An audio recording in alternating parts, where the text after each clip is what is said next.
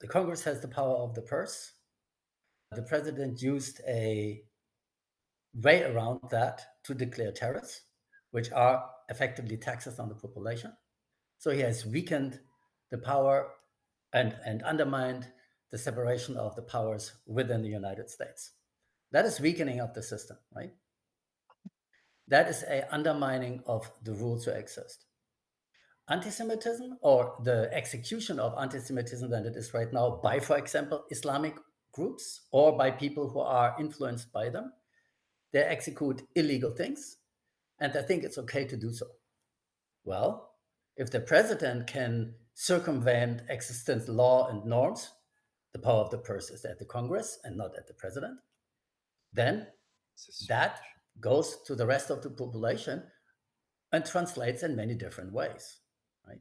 When somebody goes, oh, I support Hamas, and nobody follows up on that, because even though it's very clearly the support of a terrorist organization and there are no legal consequences, even though the means for that exist, then this is just mirroring our being silent and not doing anything when our government does the same thing. All right, time.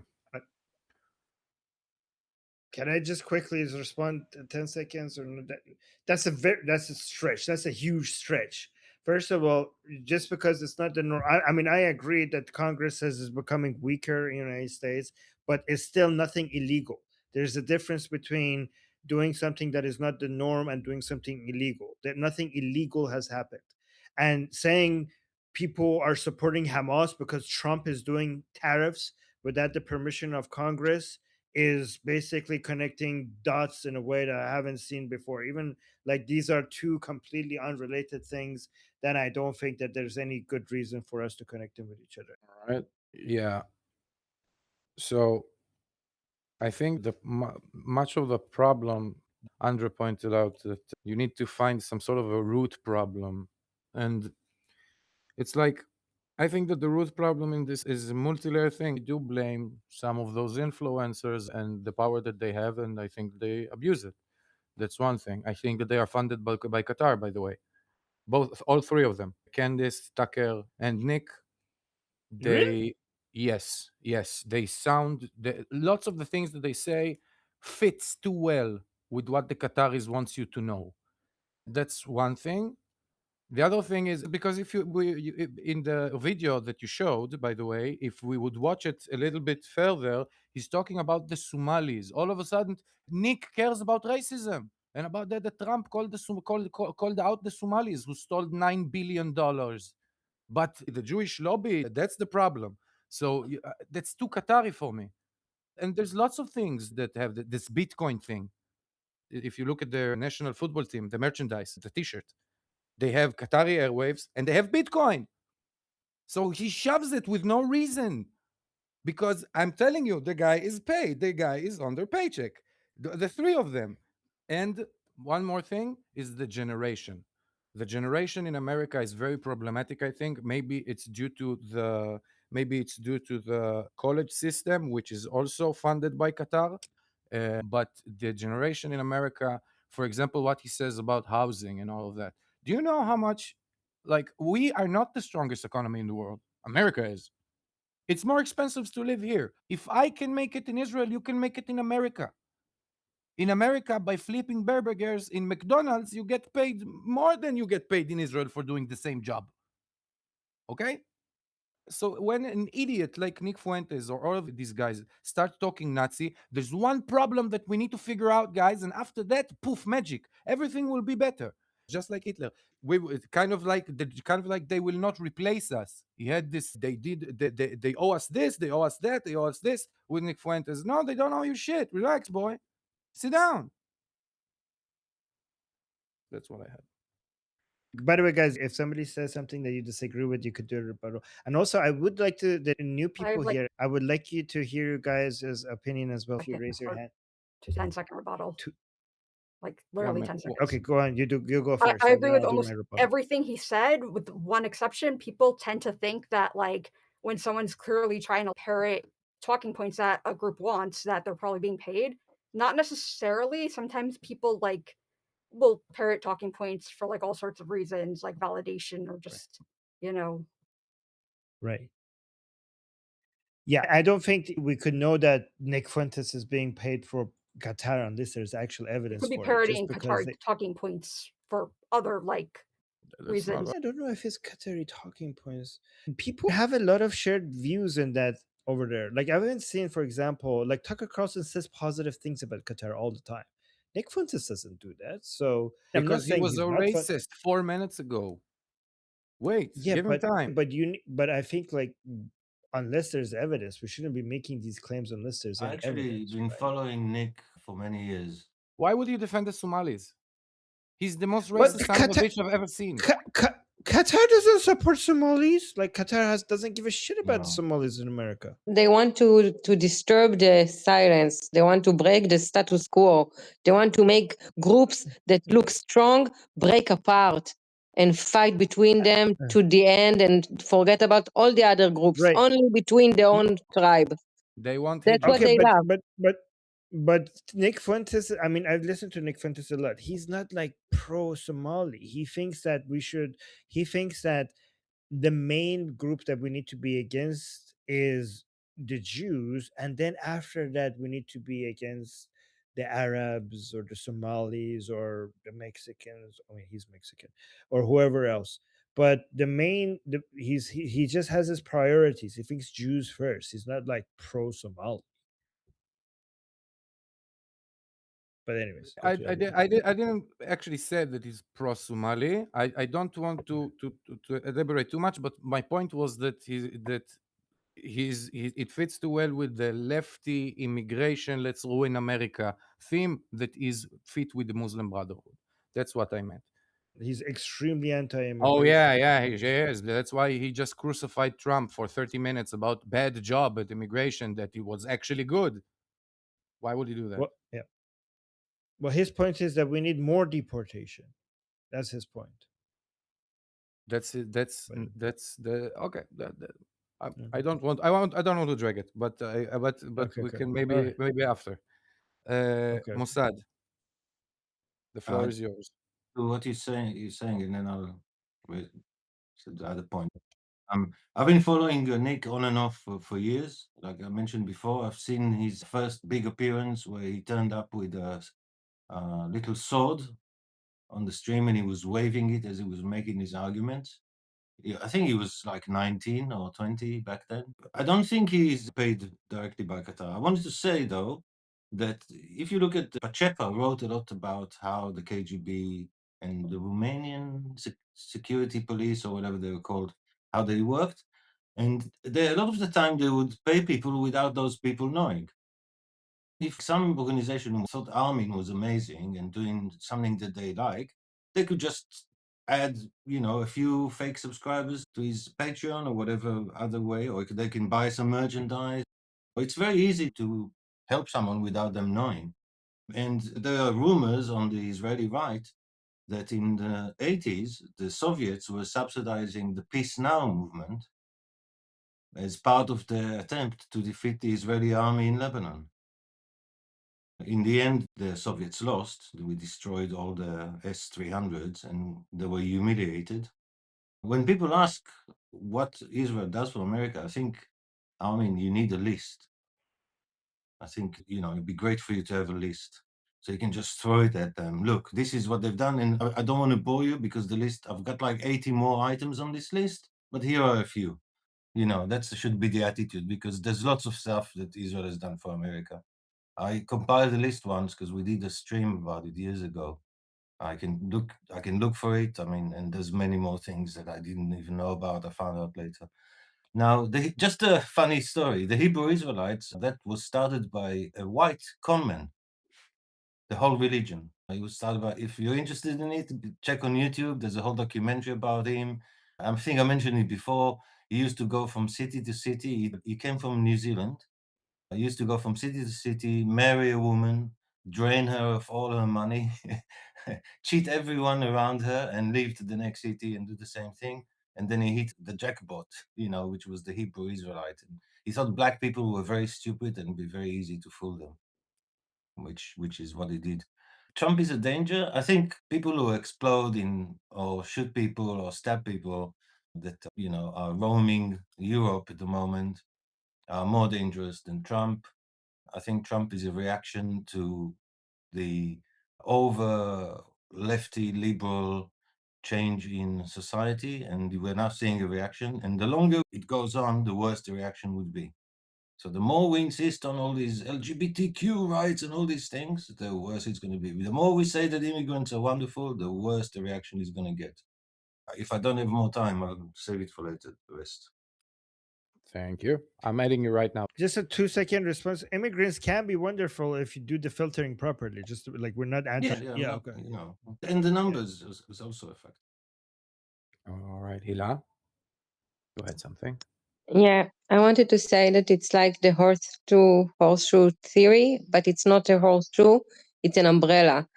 Right now, Nick is trying to pass Trump from the right, but because he went so right, he's on the left, trying to kick him from the left, saying that this is right.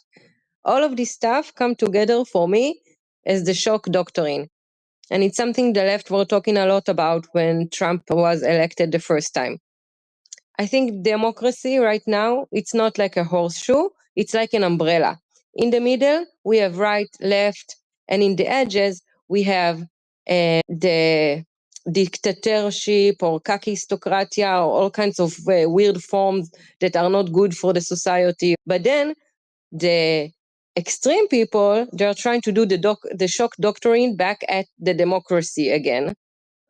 And they are doing it from the edges, and all the edges from all the political edges and hate are bubbling together as a soup in the edges of the umbrella. You cannot pull it and make it bigger because you're getting away from democracy and your own values and your own goals, and you get confused with all these emotions and click bites and feelings and excitement, and it's just getting to this point where this umbrella is going to break, and this is the fabric of our society.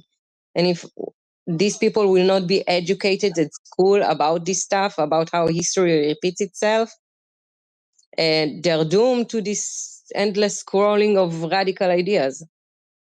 I don't know how to fight it, but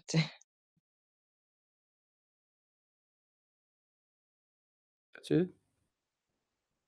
Thank you. yeah, what do you think about the umbrella? Does it make sense to you more than the horseshoe? I think it's a parabola. Yeah, You just need to like stretch that, it. yes. I saw someone analyze political actually in a very similar way, where there is a center of people who are generally conservative and just want to tweak the system. And as you move away from the center, people are more and more revolutionary and want to tear it up. Yep. I actually I agree. I think think it the can main be thing we need to worry revolution about is the in revolution. building stuff, but the point of taking revolution into destroying, We are it's two. Yeah. Sorry. Finish. We should go to the next people, I think. Yeah. go I was gonna do that, but if she has a point that she wants to wrap up before we move on, so now is It's the time. okay. Okay. So Oscar. Oscar. Hombre. He's not here. Oh, he is here. Something is bad with it. Okay. Armin, you go. Okay, so 2 points. Okay, so I know this is not going to be popular saying here, okay? Because we hate Nick's ideas, okay? But I'm going to get thumbs downs for this. I know it, okay? But even though Nick has some really shitty ideas, I do believe he's honest. And that makes him, oh my God, Tara, can you stop, please? I'm trying to make a point.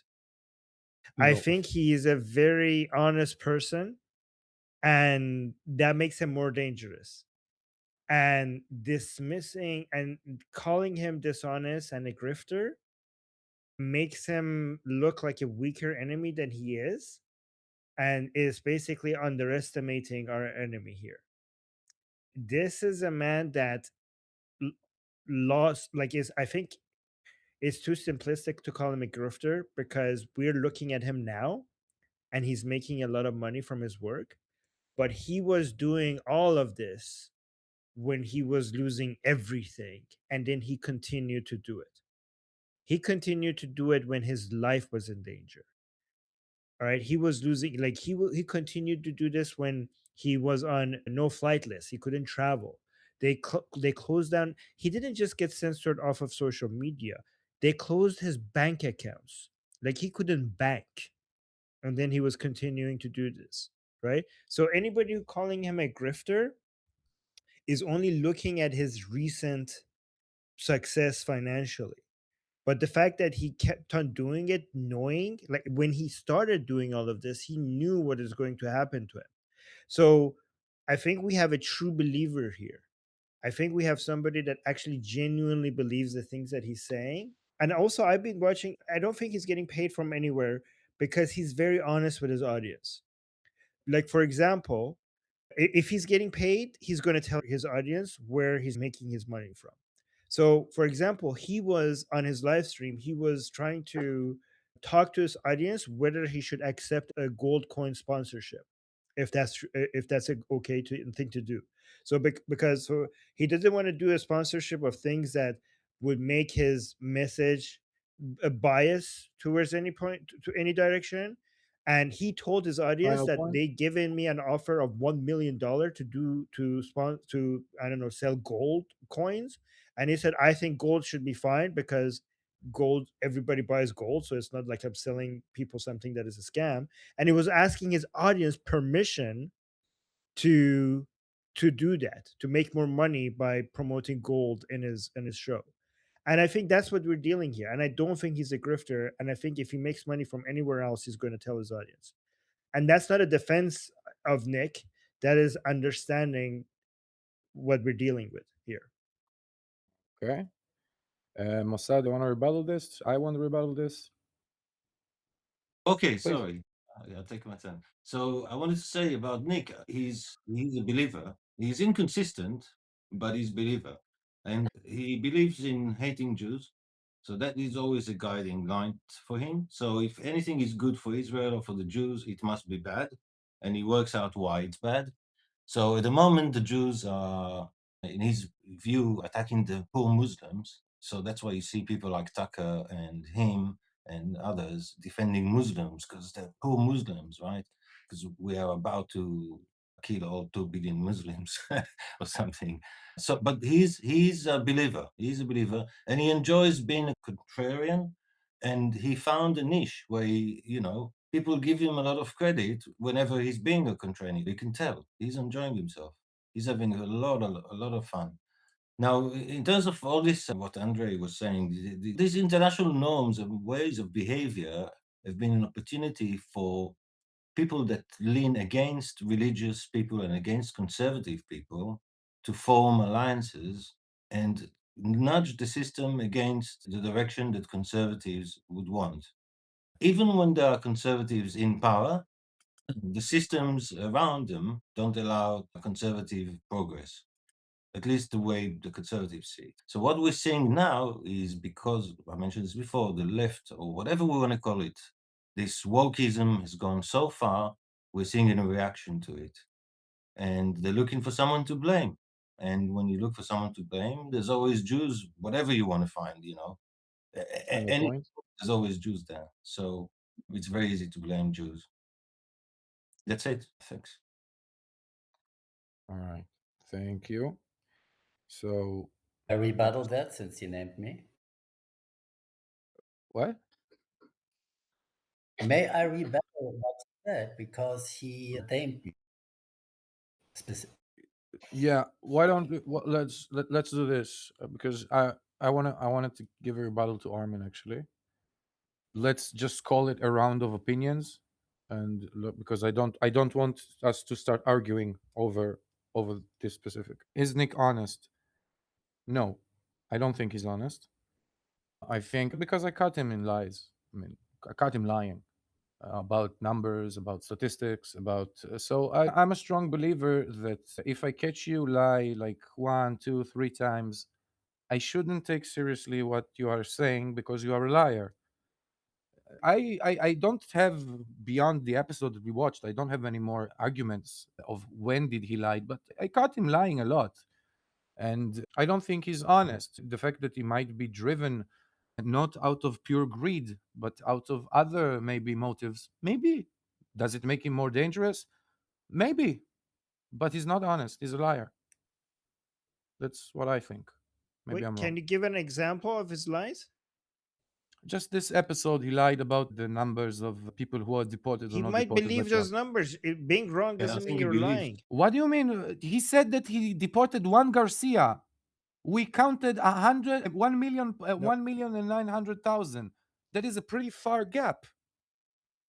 No. His point over there was like they made such a big deal about one person. They went to the ICE facility. He said the It was deportation empty. numbers were low, but his point was not that they only deported one person. It was like this one guy that got deported and he got returned. Like, look, like can't deport that one person properly. He wasn't making a suggestion that that was the only person that they deported. Sure. The fact that the Jewish lobby is bigger than any other lobby in the US it's an easy check. You can check it in a moment. I mean, what? Yeah, You but think he's so stupid? He believed it. yeah, they're stupid. I don't think he's don't so, think so He dumb. says the figures are a lie. The numbers, what you can check it where on, what is your I don't. source? I don't think he's so $100 backwards. I don't think he's so No, backwards. I'm telling you, I've been following these people for a long time. I'm not thinking because I saw one episode. I've seen many, many, many hours. Many. You might be. I'm just. The thing pumps up the blood pressure. Those conversations about these fuckers. Yeah. Now we have Albi. He's new. Say hello, guys. Hi. Hello. Hello. I promised. Okay. So we have Andre. Please, Andre. A simple thing of illegal actions by the current government are the killings in the Caribbean Sea. He haven't declared a war, so he has again weakened the power of the Congress, who are the only ones who can declare war. Second, he kills people who are criminals for crimes for which there is no capital punishment in the United States. He executes extrajudicial killings. That's illegal by US law. So that's a very clear legal violation of the current government. Okay. So that's number one. Number two, anti-Semitism is not a privilege executed by the left-wing ideology, but by the right wing. So it's independent from both of them. If both sides start to develop these kind of actions, there must be another reason than just certain people or certain ideas. There must be an underlying reason who frees these kind of thoughts and actions who lead to murder of Jews. And it would be interesting for us to find out what are these underlying reasons and see what we can do about them. Do you want to jump on that, Armin? Actually, the killing of the drug traffickers in the Caribbean Sea, whether or not that's illegal, has been disputed. We have heard legal experts talk about that. I mean, I would be more than happy to accept it was illegal once that's settled. But right now, that is not as clear cut as you're making it sound to be. I've seen people who are experts in this field argue both sides of this. So I have to wait and see, and I'll just see what the experts have to say. But again, that has nothing to do with that. Like, I think it's a bizarre argument to say, oh, anti-Semitism is increasing in America because Trump is killing drug traffickers Caribbean Sea. Like, that is like an odd connection. That's not what I said. First of all, we have video and no. statements from the government themselves. That is what you said. You said Trump, by doing illegal things, he's normalizing other people doing stuff like, I don't know, endorsing Hamas. That is exactly what you said earlier. So this connection doesn't make any sense. Please don't misinterpret me there. So first of all, you said Trump did not do something illegal. So first of all, what I say is, if you undermine the rule of law and the existing norms, you open the door for example, anti-Semitism, racism. Oh, there you go. You need to argue for it. You can't leave it there. Exactly what. So therefore, I was right. That's exactly the point that you're making. I'm not misrepresenting you. That is, you're disputing the obvious. If it is illegal or against the norm to be anti-Semitic, and I remove these norms, then it's logical that these things will grow. And that is not saying something is obvious is not an argument. Number one, you question the illegal actions of the United States and the Caribbean Sea. The American government has clearly said that they do that. They have shown you video about that. So denying that right now is intellectually dishonest. So that I can really not accept. Right? What's intellectually honest is to appeal to the correct authority on this matter instead of making legal claims when I'm not a legal expert. That is what the intellectual honest thing to do is.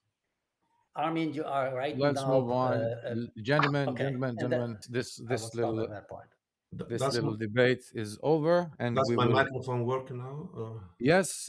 Hello, everybody. I'm from Italy, so I don't know if anyone else is from Italy here. Is the most people American or Israeli? Because it's my first time, and I also missed the first 10 minutes of the conversation, so I'm not really sure what the subject, the main subject. We're all over. So we have Iranian, Canadian, Israeli, British, American. We have everywhere. I lost the first 10 minutes, but I noticed that the conversation is very focused on American discussions, opinions, media. So I cannot really contribute to that. Anti-Semitism in Italy has different situations, sources. I was mostly listening today to learn something because I actually didn't know much about Nick Fuentes or Candace Owens. My main question to you is, so I'm asking you if people like Nick Fuentes really, apart from saying things, do they do something? In Italy, for instance, the president of the Republic in Italy is a Catholic, a very strong Catholic, and he blamed Israel for killing children, things like that. But he's the president of the Republic. He does things and talks, and other figures, similar situation, they do things and also they are anti-Semitic. I was wondering if these people like Nick Fuentes and similar, like Tucker Carlson, do they do things apart from talking? That's my question for you, because I don't know that. Well, that's Asi's point, because Asi thinks them talking will eventually lead to harmful action. So Asi is trying to... Sure. Yeah. But a lot of people are making a connection to a lot of harmful behavior and the poison that they're spreading. Yeah. If I read recently Philip Roth, a book by Philip Roth, and it focused on the Lindbergh, and also there was, I think, some reference to Ford. They were like very, very strong anti-Semitic people and very, very influential. But they, of course, one of them was like, I don't know the English word, but Lindbergh was, he didn't just talk, and Ford, we know who he is, and so that's what strikes me now. Like these people are just talking. This is very dangerous. They don't do things. They don't check. There is not any reality check with them. Like they just talk. They just think all the time. Think, elaborate opinions, and tell them. But there's no reality check. This is what scares me.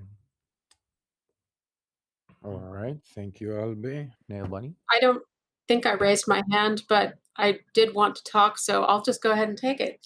In answer, I just want to reply actually to Mossad that you were talking about people being anti-woke and that Jews would be caught up in that. And my belief is that any ethnic group is not a monolith. So of course that's going to happen. It'd be fairly bigoted to think that every Jew is going to have the exact same politics, or they're all going to be woke, or they're all going to be not woke. So that just makes perfect sense. Asti, I completely agree with you. I think that they are funded to sow division, that they're arguing with each other, that they're just there. It's theater so that everything gets fractured, so that nobody is united in one group, because then they have power. You take one side and you shatter it, and you take another side and you completely shatter it as well. And the only people that would want to do that are foreign governments. And I think that the first step in sowing the division was making all the Western countries hate their cultures, or make it unpleasant or unattractive or bigoted and horrible to say, I love being British or waving an American flag. It's setting everybody up. It's setting all of these countries up so that they basically invade without an army because they don't have an army. So they want to invade somehow. I don't know if anyone ever watches Nuxenor. I don't agree with him on everything, but I do think he makes some really good points. He actually was reviewing something. He had a video recently called, I think this timeline is fucked. He was reviewing a video of a video, and it was from a woman that has a channel called The Second Story, and she's basically talking about writing. And some of the stats that she was sharing were absolutely terrifying. So she was basically talking about America and going through how people are not being taught how to read. They're being taught how to memorize a word. And then they're also expected to be talking about how they feel about the word. It was actually scary to the point that there are actually students that are entering university who have not read a book and are surprised to find out that they're going to be expected to read entire books. So yeah, that's a really good example of, that's the long march through the institutions. That's on purpose. That's to dumb everybody down.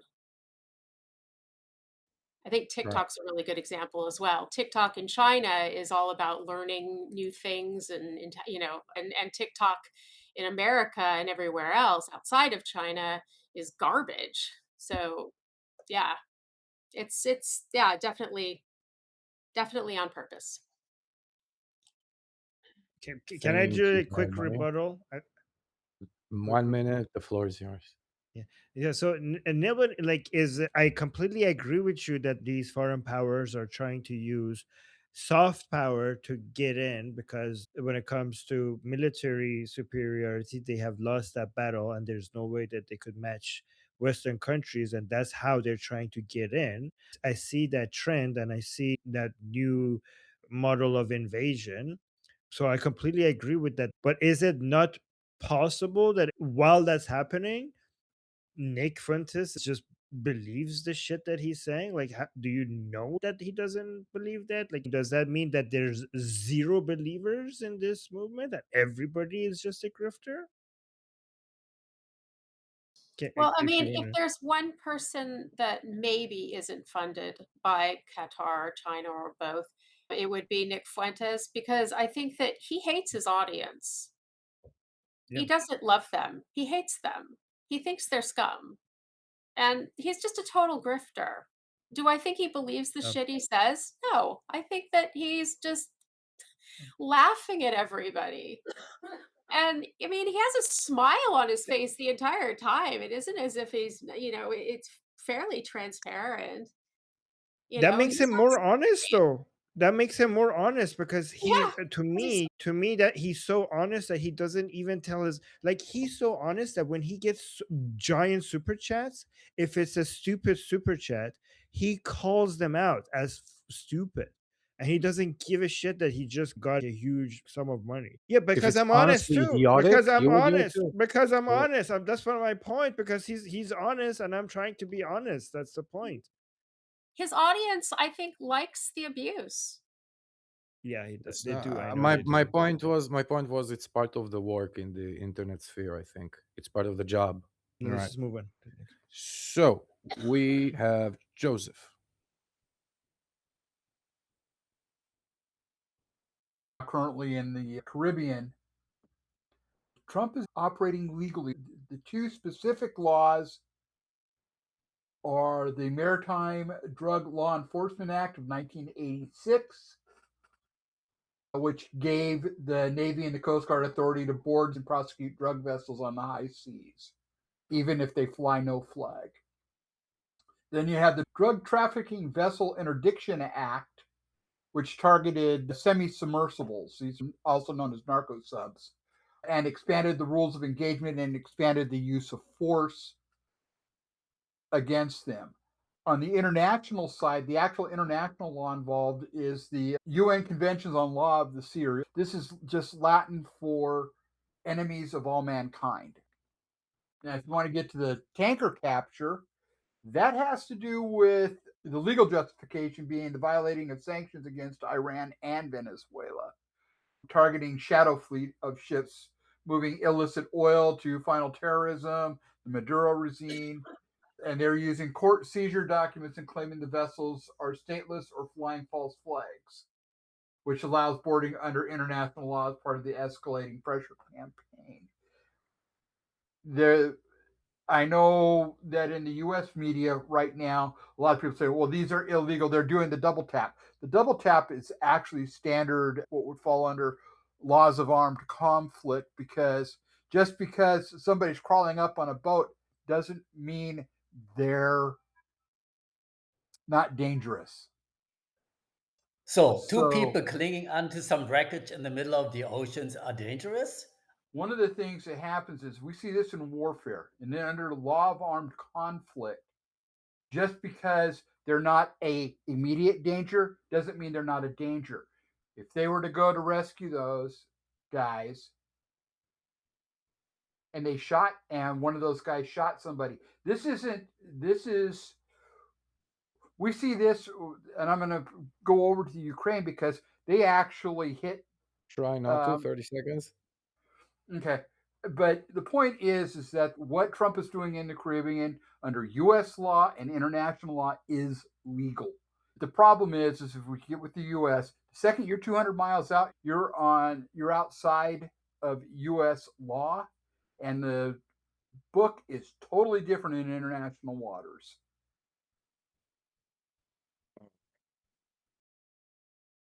Thank you, Joseph. I'm here. Can I rebuttal? I'm here. 1 minute. So number one, only because you're out in international waters doesn't mean it makes military action without declared war legal, right? Second, what you're saying is absolutely disputed by the majority of the judiciaries in the United States and worldwide. So that is a very close-minded thing.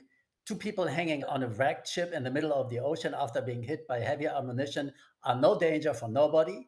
And that even by American law of the military law would be war crimes and illegal actions by military. If you could support that, then we have nothing to talk about.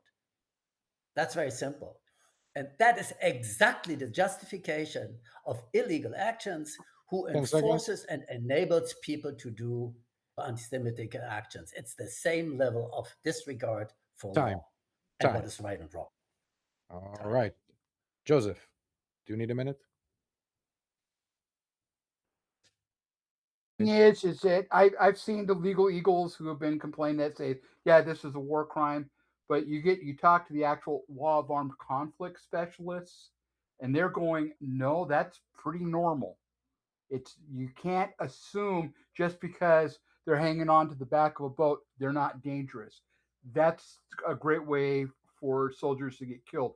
We've seen this, and this isn't just with what's happening here. We've been seeing it in the Ukraine. We've seen it in every armed conflict. You know, well, they're heading for the deck. I know optics-wise, yeah, it doesn't look good, but safety-wise for military personnel, that makes perfect sense. And all of the laws of armed conflict specialists are saying the same thing. All right. Thank you, gentlemen. And now we have Armin.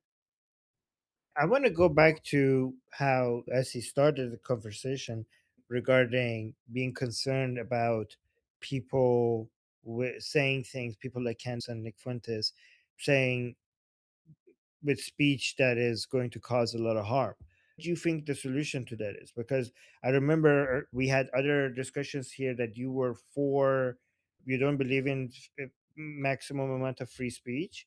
Is that why you're mentioning that as a way to justify your anti absolute free speech stance, that you're saying if these ideas are harmful, we should go and basically stop them from saying these things? Is that the reason why you brought it up? I would like that. I would like that, but I don't know. I don't know if it's. I don't have a good enough argument to claim. I think for it. Okay. Not right now, but I would like that there would be a law that you would be fined if you carry on blood libels from the 1600s and shit like that. Yeah, I would like that a lot, but I don't know how you do that without being fair in the society. It's a complicated topic. I really don't have an answer. Right? We're watching Jew hatred rise in the left and on the right. We're watching protectionism, isolationism, and more government involvement becoming more popular on both the left and the right. And we're just like, oh, guys, look at this. This is horrible. But is this just something that is inevitable and we just have to watch this train wreck? And is there anything that we could do about it?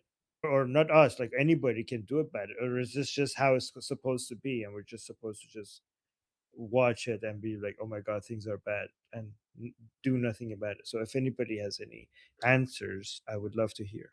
Maybe we'll go by the list. See what people has to say. Okay, cool. So, Karen, do you have any response to that? It's your turn.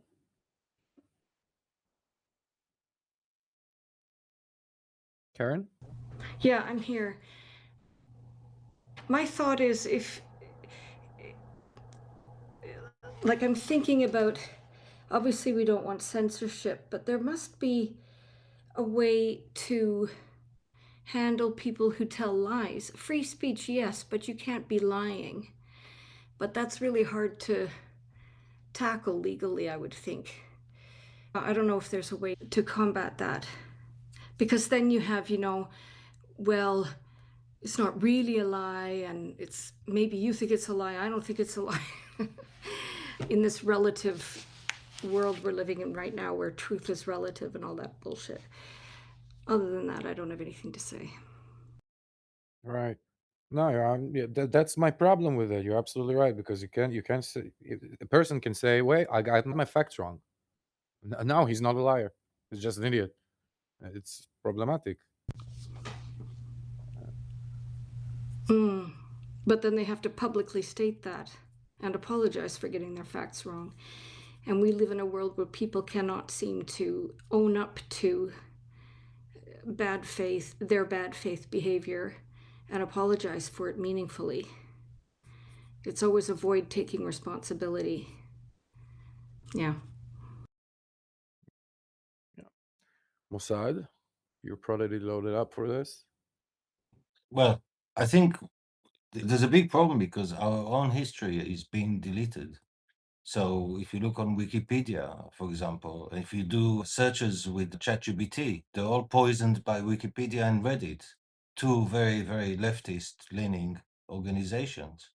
Wikipedia, any article about Israel is 1,000 Muslim editors versus, 10 Jews.